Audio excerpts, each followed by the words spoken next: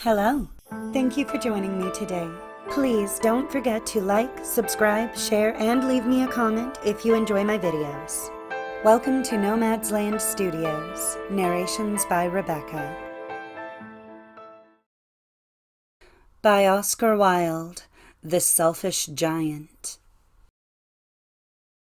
Every afternoon as they were coming from school, the children used to go and play in the giant's garden.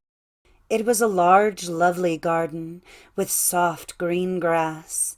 Here and there over the grass stood beautiful flowers like stars, and there were 12 peach trees that in the springtime broke out into delicate blossoms of pink and pearl, and in the autumn bore rich fruit.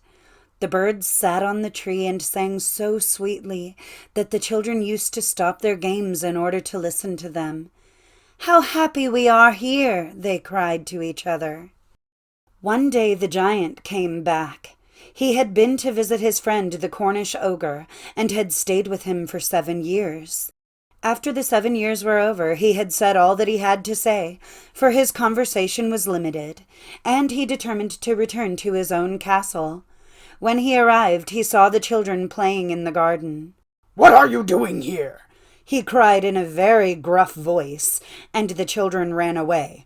"My own garden is my own garden," said the giant. "Anyone can understand that, and I will allow nobody to play in it but myself." So he built a high wall round it, and put up a notice board which read, "Trespassers will be prosecuted." He was a very selfish giant. The poor children had now nowhere to play. They tried to play on the road, but the road was very dusty and full of hard stones, and they did not like it. They used to wander round the high wall when their lessons were over, and talk about the beautiful garden inside. "How happy we were there," they said to each other. Then the spring came, and all over the country there were little blossoms and little birds. Only in the garden of the selfish giant it was still winter. The birds did not care to sing in it, as there were no children, and the trees forgot to blossom.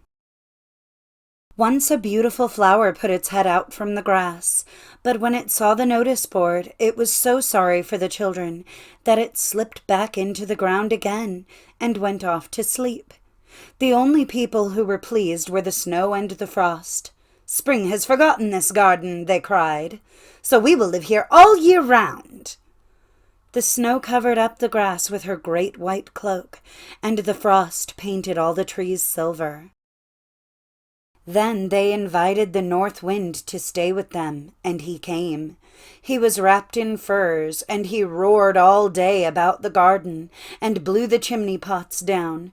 "This is a delightful spot," he said. "We must ask the hail on a visit." So the hail came. Every day for 3 hours he rattled on the roof of the castle till he broke most of the slates, and then he ran round and round the garden as fast as he could go. He was dressed in grey, and his breath was like ice. "I cannot understand why the spring is so late in coming," said the selfish giant, as he sat at the window and looked out at his cold white garden. "I hope there will be a change in the weather." But the spring never came, nor the summer. The autumn gave golden fruit to every garden, but to the giant's garden she gave none. "He is too selfish," she said. So it was always winter there, and the north wind, and the hail, and the frost, and the snow danced about through the trees. One morning the giant was lying awake in bed when he heard some lovely music. It sounded so sweet to his ears that he thought it must be the king's musicians passing by. It was really only a little linnet singing outside his window, but it was so long since he had heard a bird sing in his garden that it seemed to him to be the most beautiful music in the world. Then the hail stopped dancing over his head, and the north wind ceased roaring, and a delicious perfume came to him through the open casement. "I believe the spring has come at last," said the giant, and he jumped out of bed and looked out. What did he see? He saw a most wonderful sight.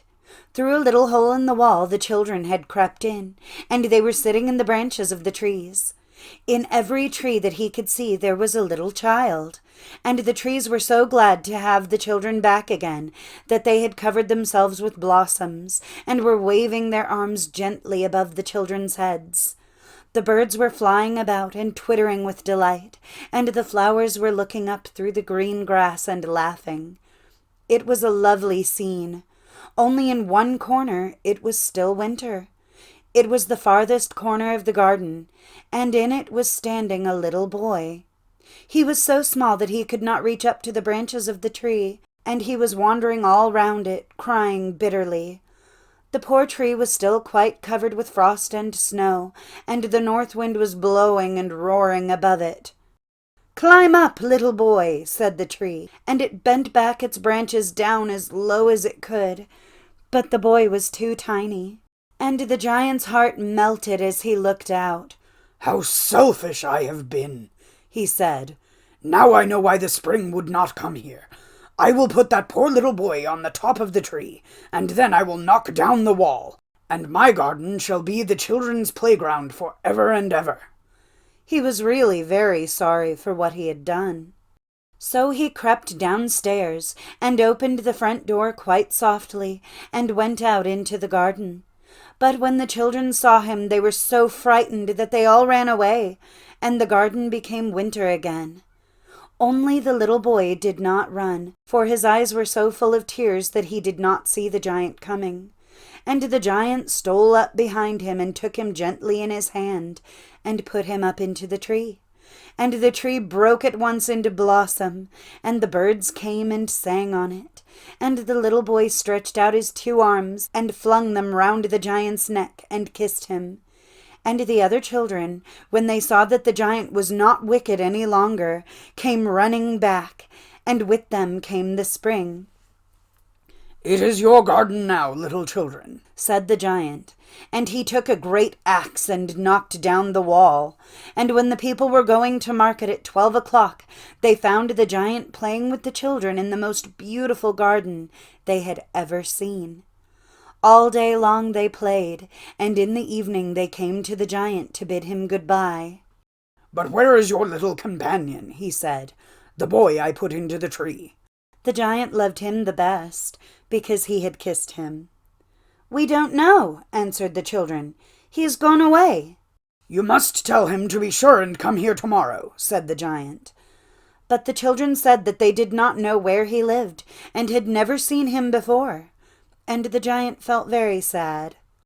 Every afternoon, when school was over, the children came and played with the giant. But the little boy whom the giant loved was never seen again. The giant was very kind to all the children, yet he longed for his first little friend, and often spoke of him. "How I would like to see him," he used to say.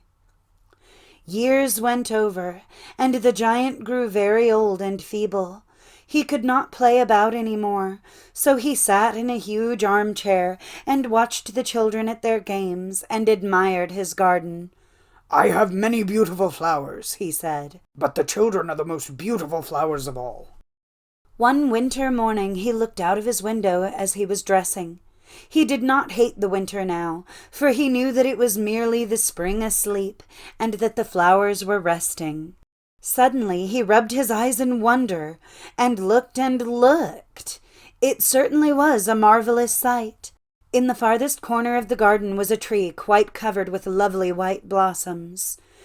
Its branches were all golden, and silver fruit hung down from them, and underneath it stood the little boy he had loved. Downstairs ran the giant in great joy, and out into the garden. He hastened across the grass, and came near to the child. And when he came quite close, his face grew red with anger, and he said, "Who hath dared to wound thee?" For on the palms of the child's hands were the prints of 2 nails, and the prints of 2 nails were on the little feet. "Who hath dared to wound thee?" cried the giant. "Tell me, that I may take my big sword and slay him." "Nay," answered the child, "but these are the wounds of love." "Who art thou?" said the giant, and a strange awe fell on him, and he knelt before the little child. And the child smiled on the giant, and said to him, "You let me play once in your garden. Today you shall come with me to my garden, which is paradise." And when the children ran in that afternoon, they found the giant lying dead under the tree, all covered with white blossoms.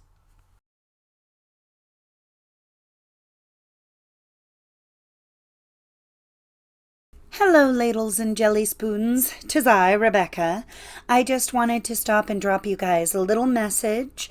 As promised, I have not abandoned you. Here is another wonderful fairy tale for you, or at least I think it's wonderful. I hope you enjoy it too. I apologize if you can hear my birds, Leonardo and Angelo, chirping in the background. I'm not in the mood to try to get them to shut up right now.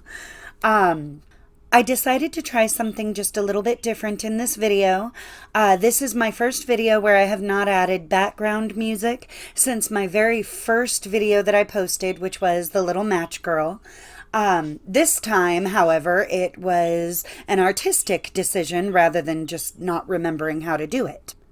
I've gotten a few comments from some viewers saying that they don't like the background music, that it's distracting or doesn't really fit with the tone of the story.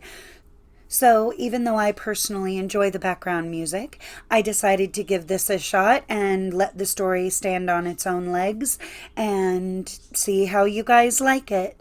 So if you would like, you can leave me a comment down below and let me know whether you prefer it with or without background music.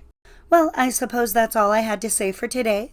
So I hope everyone has a wonderful day. Be safe. Please don't forget to like and subscribe if you haven't already. And I will see you next time. Bye.